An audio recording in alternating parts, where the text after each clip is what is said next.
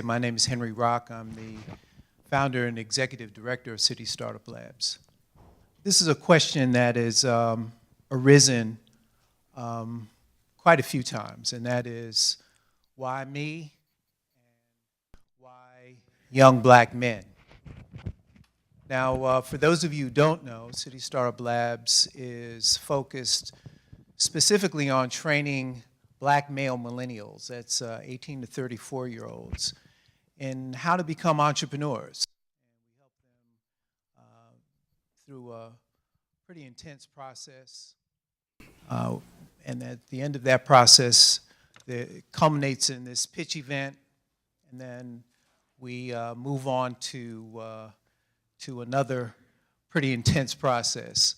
I'll explain that to you in a little bit. But again, the question comes up, why young black men and why me? So I'll start off with the question of why young black men. So I think all we have to do really is kind of look at the circumstances that we find this country in. And we could all pretty much agree, I believe, that young black men have been targets, continue to be targets. They got targets on their fronts and their backs and on their heads and what have you. And they've been under some stress. And one of the things that we want to do is to try to find a way to relieve that stress, not just for them, but for us as a country. I think we've had this dilemma, I call it a conundrum, that we've been dealing with since emancipation, and that is, what do we do with these young black men? And I don't know if you guys heard, but or has seen this, but just a couple of weeks ago, there was a report that was issued or released by the Institute of Policy Studies. And this report says that, and amongst many very eye-opening statistics, one of the things that really jumped out to me is that the wealth gap, and this report, by the way, speaks to the wealth gap, sort of an ever-present wealth gap between black Americans and white Americans, and also Hispanics and white Americans. But one of the things that jumped out to me was that it would take 228 years, all things being equal. In other words, if things remain the same, it would take 228 years, not 28 years, but 228 years for us to close this gap between black folks and white folks, this wealth gap, right? And so we have also on top of that a city where we're ranked 50 amongst the top 50 markets. Many of you have heard about this, right? So we've got what I think is a headwind that not only are we as black folks dealing with, but more particularly what young black men are dealing with. And so I felt that it's important to not just bemoan this situation, right? I felt it's important not to just, say tisk tisk and see what, shake my head, but rather to do something in a small way, do something on behalf of these guys. I feel that as a baby boomer, 64 years old, I could be sunning and funning right now, and I'm sure my wife would love that, right, if we were to do that, but she gets it. She understands that this is a mission that is really more important than just us individually, but it's about, the state of affairs that these young guys are facing. And so rather than, as I said, sit on the sidelines and have them sit on the sidelines. We want them to be in the game of entrepreneurship, right? We want to be able to have these guys put their shoulders to the plow, use this incredible ingenuity and creativity, determination and drive, and bring that to bear on behalf of our country. Our country needs them. And we'll be a lot better off if we utilize this incredible talent that has just been waiting to be expressed. So this effort is just a step along that process. So tonight is an opportunity for us to really give a showcase to what these guys have been up to for the last umpty-ump months, right? And it's been quite a process that they've gone through. We started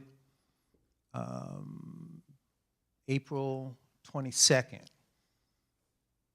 and so here we are, August 24th.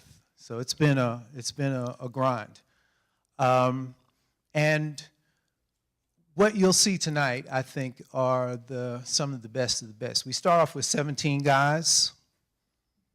We're down to 8 presentations tonight. We have 2 others that completed the program, so they are graduating as well. But these are the ones that are going to be showing you what they're up to. And so before we really get started, I want to give some thanks to people that without this, this would not be possible. First and foremost, I want to thank all the coaches and the mentors and the accountability partners, as we call them, who have been working with these young men throughout this entire process. So without them, this would not be possible. So let's give them a round of applause, if you will.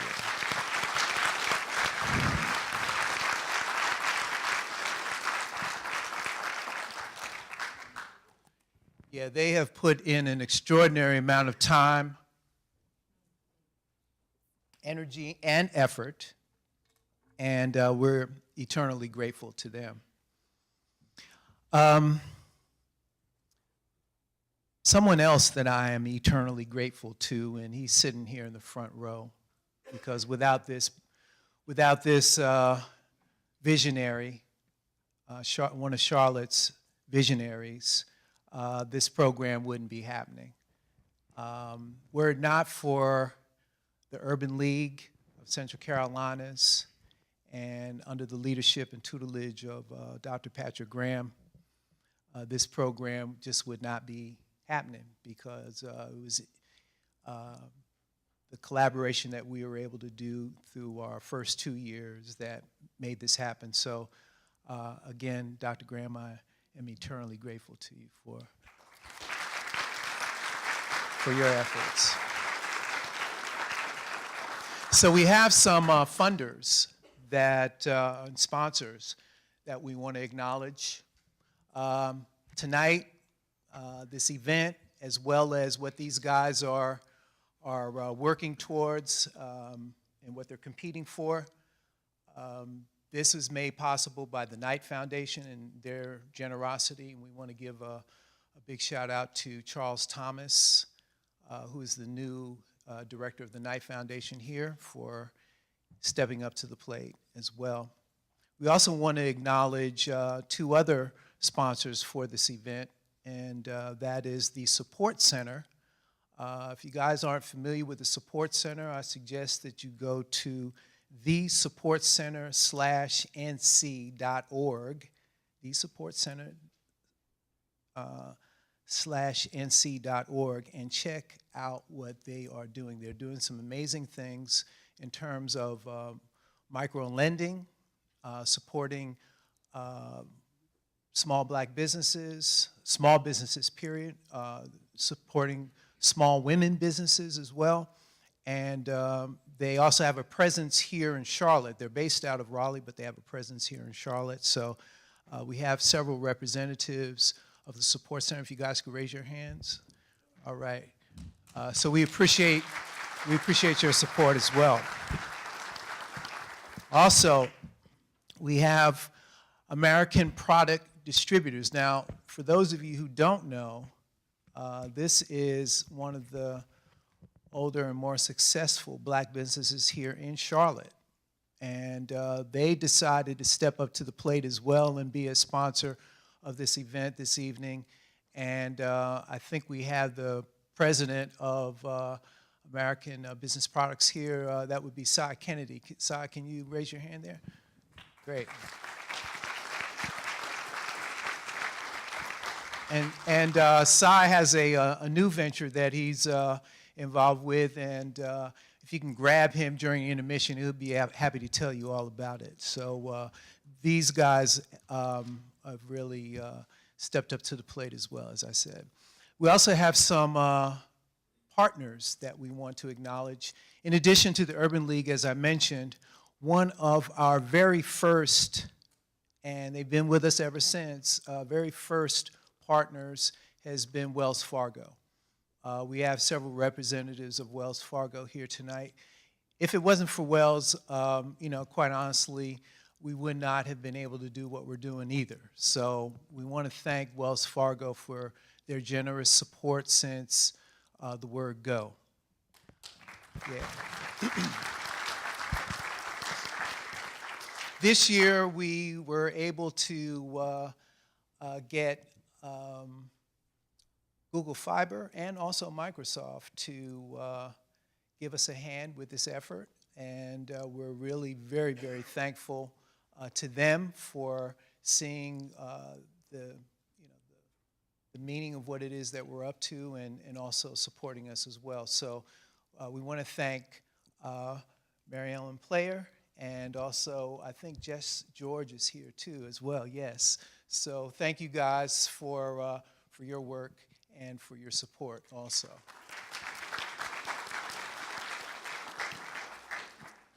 HQ Charlotte. So HQ Charlotte also, you guys probably know them as, or have known them as, Packard Place. They have been with us pretty much, Packard Place has been with us since day one as well. SCORE. We have several representatives from SCORE here tonight. They also have seen the light right from the beginning and have been really stalwart supporters of us, and as a matter of fact have been really gracious enough to do some coaching with the guys this go around. So SCORE, thank you very much. And HB5 Intrinsic Labs. These are folks that are based out of Concord. They are really a team. Well, HB5 is a co-working space up in Concord. And Intrinsic Labs is run by the guys that run the co-working space. They are probably one of the most brilliant team of strategic thinkers that I've ever worked with, and we're really happy to have them be a part of this effort, and they will be teaming up with the guys who make it through this pitch event. And last but not least, we want to thank Venture Prize, and Venture Prize actually has, for those of you who don't know, and I'm not going to steal his thunder, but Venture Prize decided that they saw enough value in what City Startup Labs is about and our Center of Excellence to say, hey, listen, why don't you come and be a part of what it is that we're doing over at the Portal Building, and we're really so very grateful to be there. We have the president of Venture Prize here, and I'd like him to just say a few words for us, and that is Paul Wettenhall. Thank you, Paul. Thank you so much. Thank you, Henry. When I first met Henry, I knew that we shared more than a hairline, and we found in knowing each other over a number of years that we have a lot of similar points of view on the whole entrepreneurial world. I'd like to make 3 brief points tonight. First of all, Venture Prize is a nonprofit that's affiliated with UNC Charlotte. We operate an innovation center in the Portal building, 24 early stage companies there. We work with students who go through our student business incubator, and we're one of 51 universities in the United States and the only one in the Carolinas that is part of the National Science Foundation National Innovation Network, working on taking things from the lab to the marketplace. Second thing I want to mention to you is work that several people in the room and I were very much a part of over the last year, and that was something that culminated in the Charlotte Entrepreneur Growth Report. It was a fact-based look at how we as a community do in starting, growing, and helping entrepreneurial ventures succeed. And the report card had some great success stories. We have companies like Avid Exchange and others that are booming and hiring lots of people. But the report also identified some really serious shortcomings, places where Charlotte, although a booming business town, a place where people want to come live, fell short in a variety of areas around innovation and entrepreneurship. What's great about that is the community has responded, and in a few weeks you will hear about the new Regional Economic Development Strategic Plan that the Charlotte Regional Partnership and the Charlotte Chamber jointly have created that sets 4 goals for the community, one of which is about innovation and entrepreneurship. Now, I've been in Charlotte 8 years, and I lived here as a student a few decades ago, and this is the first time that entrepreneurship has been at the top level of priorities for the community. That's a great thing. Not only that, but the entrepreneurs of the community, and people like Dan Roselli and Terry Cox and a few others who are here tonight, have been meeting since a design sprint in the spring to identify very specific things that we might do to get a fast start on fixing it. So for all of you who are the budding new entrepreneurs, what I can tell you is the community is really behind this and wants it to be better. The final point, what we found in that study was that Charlotte was deficient in our ability to innovate, to generate ideas, and in the talent we need to start and grow large-scale entrepreneurial ventures. And that is the exact reason why Venture Prize and UNC Charlotte are so pleased, so excited to work with Henry and City Startup Labs, because the key thing to this entrepreneurial economy, it's not venture capital, it's not buildings, it's human talent. And what we want to do is unlock that talent wherever it may be, get the best ideas, the brightest, most hardworking people who can compete nationally and globally, and have them build those businesses right here in Charlotte that will generate the wealth and employment that ripples through and addresses the kinds of issues that you heard Henry speak of. So we wish you all well tonight, looking forward to your pitches, and thanks for being here in the UNC Charlotte Center City building. Thank you, Paul. Paul mentioned developing the human talent, and there are 3 classes of assets that we really wanted to create here with City Startup Labs, and that is human capital, and we do that through the training and the technical assistance and a focus on not just entrepreneurship, but also how you can take this entrepreneurial education and apply it to the work that you're doing. If you're working at a job, can you be more innovative? Can you be a better problem solver? Can you be a better leader? Also, there's social capital, right? So, you know, we're part of a larger entrepreneurial ecosystem, as Paul just mentioned. And part of the thing that we have been stressing throughout the program is the importance of building community. And what we mean by that is not just, you know, sort of our classic notion of what community means, but, what does it mean to have advocates and evangelists and advisors and coaches and team members and lenders and investors and so forth. That's really part of, building that social capital as well. And then lastly, but not least, is economic capital. One of the things that I've said to the guys, and I'll continue to stress this, however, that it's not just about the cheddar, but it's also about making things better.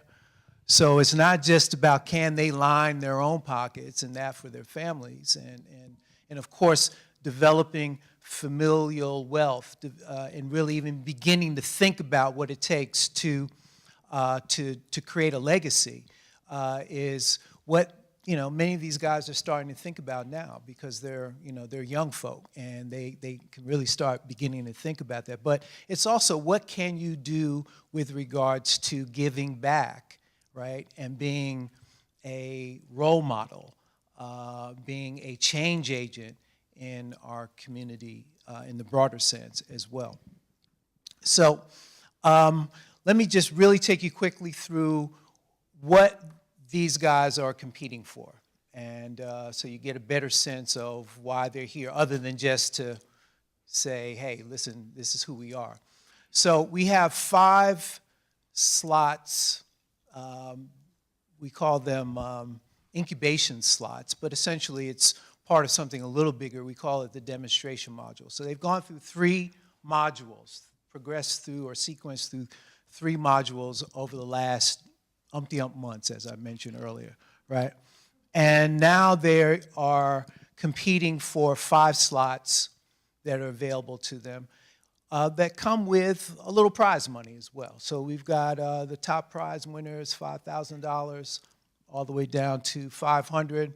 We also will give you guys an opportunity to vote for the people's choice, right? So, whoever you think, beyond what the judges think, is the best choice, we'll give you that shot to declare who that is as well. And in addition to this prize money, they'll get co-working space at HQ Charlotte, as well as at the Portal building. We've got admin support. Charlotte School of Law is providing legal assistance, and on and on. So it's a pretty, and last but not least, Trinsic Labs is going to be providing some real serious teamwork as well. So these guys are getting a nice bundle that comes with having made it through this process, right? So what I'd like to do without any further ado is introduce, before we get started, introduce one gentleman who made it through our last cohort, 2015. He's one of our shining stars, Devon Bailey from Eat, Work, Play. Devon, if you could just come down here for a second and say a few words for us.